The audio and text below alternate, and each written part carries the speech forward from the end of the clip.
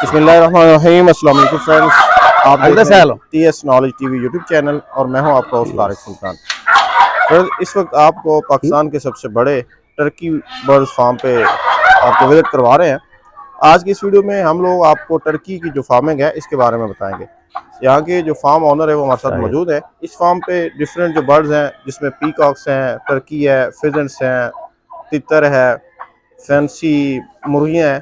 Peacocks की काफ़ी ज़्यादा वैरायटीज़ यहाँ पे मौजूद हैं और जो टर्की है इसकी भी काफ़ी ज़्यादा जो किस्में हैं, काफ़ी ज़्यादा नस्लें जो हैं वो यहाँ पे मौजूद है। इसके साथ साथ यहाँ पे जो हिरन है, ब्लैक बक्स है, वो भी यहाँ पे मौजूद है। और साथ में आप देख रहे होंगे ये एक बहुत बड़ा सेटअप है और यहाँ पे जो देसी हैंड फार्मिंग है वो भी की जा रही है।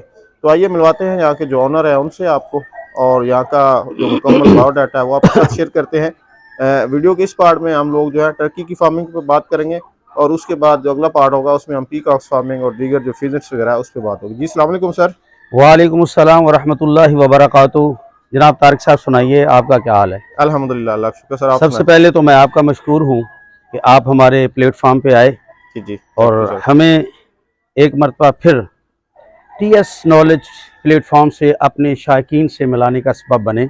इस पर मैं आपका तहे दिल से शुक्रगुजार हूँ। Welcome sir, welcome sir. थोड़ा सा हमें ना अपना जो फार्म है और अपना इंट्रोडक्शन करवा दें हमारे दोस्तों को, उसके बाद हम चलते हैं फार्मिंग की तरफ। प्रैक्टिकल जो नॉलेज है फार्म का, यहाँ तक फार्म का ताल्लुक है वो तो आपके सामने है। जी जी। इंट्रोडक्शन का ये है कि जिस तरह आप और आपकी तरह दूसरे दोस्तों हवाब अक्सर मुझे यूट्यूबर के वसातत से जी जी यूट्यूब पर देख के मेरे साथ तारुफ होता रहता है। जी जी। तो मेरा नाम जो है, मुझे मशहूर हूँ, शाह साहब ही कहते हैं, यूँ मैं सैयद हूँ।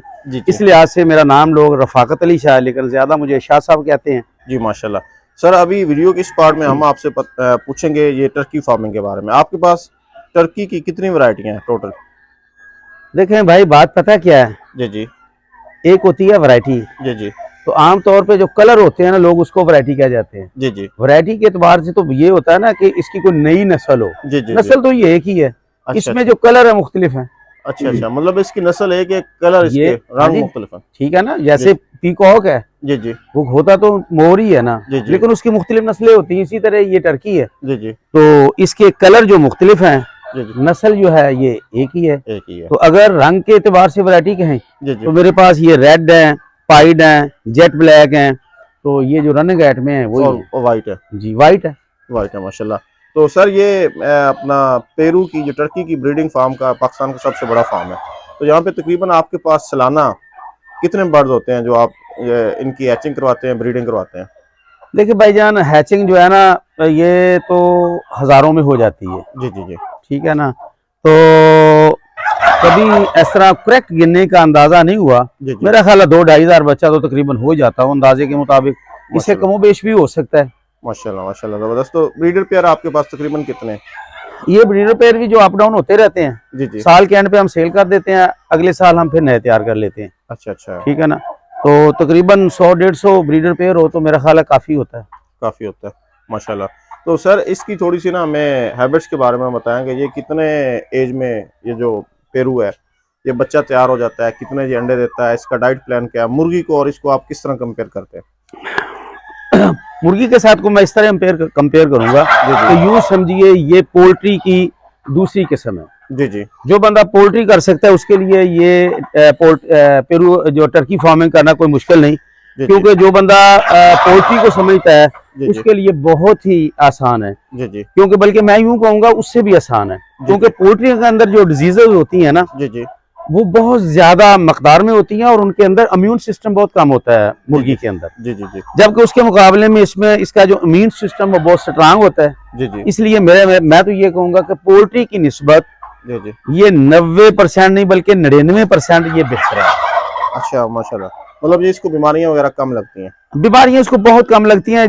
कुछ बीमारियां होती हैं जो रूटीन के मुताबिक तमाम बर्ड को होती है, जैसे एंडी वगैरह, जी जी जी, जिसको उर्दू में रानी खेत कहते हैं। जी जी जी। तो रानी खेत या एंडी, जी जी, या पंजाबी कोकड़ा कह देते हैं। जी जी जी। ठीक है ना। तो वो बीमारियां तो इसको आती हैं, तो उसके लिए हिफ्ज़े मा तक़द्दम के तौर पर इसको वैक्सीन पिलानी पड़ती है। और बाद का इसको ब्रोंकाइटिस की बीमारी यानी सांस की बीमारी होती है, उसके लिए IV पिला देते हैं। तो उसकी अगर प्रॉपर वैक्सीनेशन करते जाएं, फीड साफ सुथरी इसको देते जाएं, तो मैं नहीं समझता इसको कोई बीमारी है। बाकी मौत और जिंदगी तो रब के इख्तियार में है, जो इस दुनिया में आया उसने जाना ही जाना है। हाँ, उसको कोई नहीं रोक सकता। बिल्कुल ऐसे। तो सर इसका ये बताइएगा कि ये जो एक छोटा चूजा है जी, ये कितने अरसे में तैयार हो जाता है, मतलब हैचिंग? डे ओल्ड चिक्स जो है ना, जी जी, सबसे पहले बात ये ज़हन में रख लें जी जी, कि आपकी केयर पे डिपेंड करता है। अच्छा, आपका फीड प्लान क्या है, जी जी, जो इसकी बॉडी रिक्वायरमेंट है उसके मुताबिक आप इसको फीड दे रहे हैं। जी जी, ज़ाहिर है जब उसके जिस्मानी ज़रूरियात के मुताबिक फीड देंगे जी, तो उसी हिसाब से ये इसका जो है ना वजन जो है वो ग्रो करेगा। अच्छा, अगर आप टाइम से इसका उतना ताल्लुक नहीं जितना इसकी फीड से ताल्लुक है, ये बात ज़हन में रख लें। जी जी जी, एक बंदा कहता है जी मेरा तो टर्की है, साल बाद अंडे देता। भाई वो अपनी फीड पूरी करेगा, जी जी, बॉडी वेट पूरा करेगा, फिर अंडे देगा। लेकिन अगर आप उसको प्रॉपर तरीके से फीड दे रहे हैं तो ये 6 मंथ के अंदर अंदर अंडे देना शुरू हो जाता है। जबरदस्त हो गया। तो ये भी सीजनल होता है जैसे मोर जो है, पीकॉक? बिल्कुल, ये सीजनल होता है। जी जी, ये तकरीबन दिसंबर में शुरू हो जाता है अच्छा, और ये जुलाई अगस्त तक बस अंडे देती है। फिर 3-4 माह इसमें स्टे करती है, 2-3 माह 4 माह, बाज का नवंबर से भी शुरू हो जाती है। जी जी, तो ये उसकी एज पे डिपेंड करता है, आपकी केयर पे डिपेंड करता है, आप उसको माहौल कैसा दे रहे हैं, जी जी, माहौल में एनवायरनमेंट कैसी है। जी जी जी। तो इस एतबार से ये सारी चीजें तारिक साहब काउंट करती हैं। सर इसका फीडिंग प्लान क्या है, इसको फीड क्या करवाते हैं? देखिए भाई, फीडिंग प्लान कोई नहीं, जी जी, आप जो मुर्गी को देते हैं वही, सिंपल सी बात, एक फार्मूला मेरा ज़हन में रख लें, जो मुर्गी को देते हैं वही इसको दें।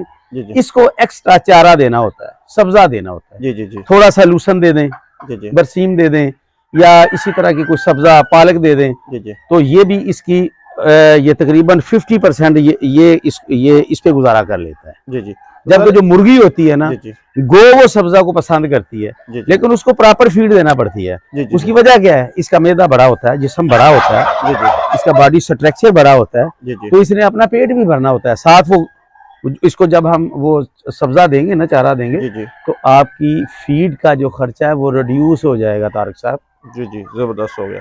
तो सर इसकी मार्केटिंग जो है, मतलब इसका जो प्रॉपर बिजनेस प्लान है जी जी, वो क्या है? ये गोश्त पे ज्यादा सेल होता है, बच्चे इसके बिकते हैं, इसके अंडे सेल होते हैं, तो इसके बारे में थोड़ा सा दोस्तों को बताइएगा।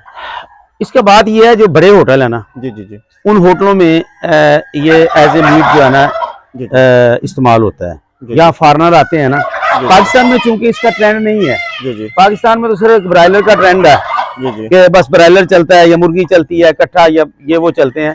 जी जी, इसको पाकिस्तान में इसका ट्रेंड नहीं। जी जी, हाँ, जो साहबे अक्ले सलीम रखते हैं ना, जी जी, वो इसको बतरीके हसन समझते हैं जी जी, कि इसमें ये जो है ना कैस्ट्रोल फ्री होता है, जी जी, जी, ठीक है ना। वो लोग खाते हैं, आपकी तरह जो ना मंजे हुए लोग होते हैं ना, समझदार लोग होते हैं, जी जी, साहबे इल्म लोग होते हैं, साहबे शऊर लोग होते हैं, जी जी, तो वो इसका जो गोश्त है जब उसका एनालिसिस करते हैं, इसमें प्रोटीन और इसका कैस्ट्रोल लेवल क्या है, जी जी, तो वो लोग खाते हैं। इनके अलावा लोग जो ना अक्सर इसका गोश्त नहीं खाते। जी जी, जी जो मेरे नॉलेज के अंदर है, मैं तो वो बात करूंगा। जी जी। तो सर आप जो है इसका मार्केटिंग कैसे कर रहे हैं? इसके बच्चे आप सेल कर रहे हैं या इसके अंडे सेल कर रहे हैं? क्या सिस्टम चल रहा है यहाँ पे? स्कोप इसका क्या है? स्कोप आपको बात बताऊं, जी जी, एक बंदा कहता है ना कल मैं बना के थे अगले दिन मैं लखापति बन जाए, जी जी, ये सारा झूठ है।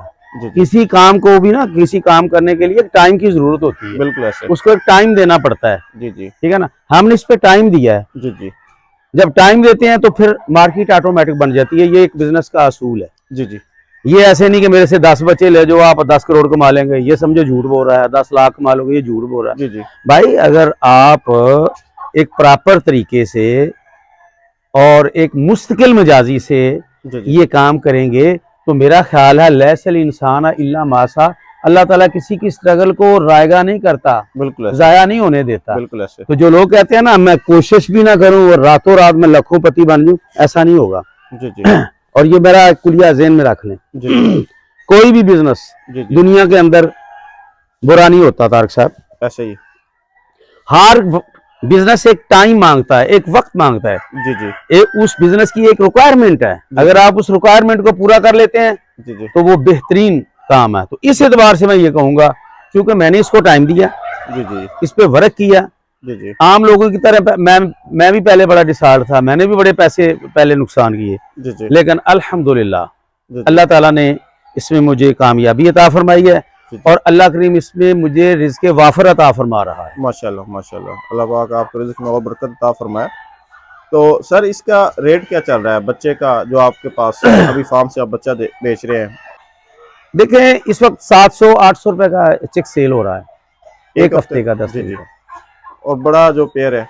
ये एक तो होता है इसमें सीजन, जी जी कि सीजन क्या है, कौन सा है। जी जी अगर ये ब्रीडिंग सीजन होगा तो 2-3 हजार महंगा बिक जाएगा, जी जी अगर ब्रीडिंग सीजन नहीं होगा तो ये कम बिक जाएगा। जी। एक बाकी रेट होता है डिमांड और सप्लाई पे, आपकी डिमांड इसकी कितनी है। अगर ग्राहक ज्यादा हो गए, ये इसका कौन सा प्रॉपर्ट है, बाटा रेट है, इस पे लिस्ट लगी हुई कि इससे ऊपर नहीं बेच सकते। जी जी सही है ना, ये एक शौक की चीज है। आपके पास अगर परिंदे थोड़े हैं तो आप 14-15 में भी बेच लेंगे, जी। अगर आपके पास नहीं बिकते तो आप 10 में भी दे देंगे।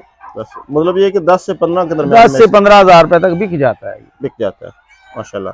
तो एक जो अपना इसकी मूवी है, हाँ, फीमेल है, वो कितने अंडे दे जाती है? तकरीबन मेरे ख्याल में 60-70 अंडे तो दे ही देती है। अच्छा 60-70, क्योंकि मेरे मतलब तो मैं ये एक अंदाजा करता हूँ 50-60-70 अंडे दे ही जाती है, दे जाती है। इससे कमी बेशी भी हो सकती है। जी जी। सर जी आपका हैचिंग का क्या प्रोसीजर है? आप हैचरी से इनको करवा रहे हैं, इनक्यूबेटर रखा हुआ है, या कि कुदरती अमल है इनका? वैसे जो हैचिंग है ना, लोग ना एक आसान रास्ता तलाश करते हैं। जी जी डॉक्टर साहब वो क्या करते हैं, अंडे आए जी जी मशीनों में रख दिए जी जी और हैच करवा लिए। जी जी लेकिन हम जो है ना, जो नेचुरली चीज़ है ना, जी जी उसको ज़्यादा फोकस करते हैं। जी जी तो हमने, ये हमारा एक शौक है, जी जी बिजनेस तो है ही है ना। जी जी कोई भी बिजनेस है, सबसे पहले वो शौक जन्म लेता है, तब वो बिजनेस में कन्वर्ट होता है। ऐसे ही बिल्कुल। ठीक है, तो मेरा ये शौक था कि मैं इसको एक नेचुरल तरीके से जी जी इनकी हैचिंग करवाऊं। जी जी ठीक है जी, अभी ये थोड़ा सिस्टम है और दिन ब दिन ये बने हैं, थोड़े दिनों के बाद आप दोबारा आएंगे ना तो ये सारी फुल होंगी, बल्कि इधर भी खाने बने हुए हैं। जी जी 40-50-100 मादी यहाँ बैठी होगी। जी जी ठीक है ना, तो ये एक कुदरती तरीका है जो अल्लाह करीम ने बनाया हुआ है। जी जी। इस तरह इनके साथ अंडे रखे तो कुदरती तरीके के साथ यहाँ से बच्चे आप निकलेंगे। पीकॉक्स के भी इनके नीचे निकलवाते हैं? मैंने कहा कि मेरे पास ना हैचरी भी है जी जी और ये भी है। जी जी अगर मैंने शौक पूरा करना हो तो इनके नीचे रख लेता हूँ, जी जी। अगर जरूरत पूरी करनी हो तो फिर हैचरी में रख लेता हूँ। जबरदस्त हो गया। वैसे जनरली एक मादी के नीचे कितने अंडे आ जाते हैं? ये तकरीबन 15-16 अंडे ले लेती है अच्छा एक मादी जो है। एक मादी। अच्छा, तो एक दफ़ा बच्चे निकाल के, कुछ लोग सुना है मैंने कि बच्चे जब हो जाते हैं, निकल आते हैं, वो बच्चे उठा के फिर अंडे रख देते हैं। आपने बिल्कुल सही सुना है। अच्छा, हाँ, जो कुछ आपने सुना है इसमें जरा भी शक व शुबा की गुंजाइश नहीं है। जबरदस्त। ये इतना एक सादा सा जानवर है जी जी कि इसको अपने अंडों से इतनी मोहब्बत, उनस और प्यार है जी जी कि जब इसे, लेकिन चोरी से इसके नीचे से जब बच्चे आज निकला, आज ही चोरी से आराम से निकाल लिया, जी जी तो वो इसी गरज से, जी जी इसी मोहब्बत से कि अभी चूजे निकलेंगे, अभी चूजे निकलेंगे, जी जी तो वो चूजे निकलने की आस में अपनी पूरा जो ना साल यहाँ जाया कर लेती है। जबरदस्त। मतलब इसका ये है कि ये एक बहुत प्यार करने वाली मदर है। यूं समझिए जी जी कि ये माँ होने का सही हक अदा करती है। जो अल्लाह करीम ने प्यार रखा है ना जी जी इन माँ के वजूद के अंदर, जी जी वो ये जो जानवर है इसकी अक्कासी करती है कि माँ अपने जानवरों से कितना प्यार करती है। अपने बच्चों से। जी जी और ये 6-6 माह बैठी रहती है। जबरदस्त जबरदस्त। जी जी। तो सर अपना नंबर ज़रा शेयर कर दें दोस्तों के साथ, अगर कोई शौकीन आपसे रब्ता करना चाहे तो। नंबर 0300 जी जी 83 93 जी जी 474 83 93 474। और दूसरा नंबर है 0300 जी जी 76 50 जी जी 382। ज़बरदस्त हो गया। थैंक यू जी, जज़ाकल्लाह। शुक्रिया।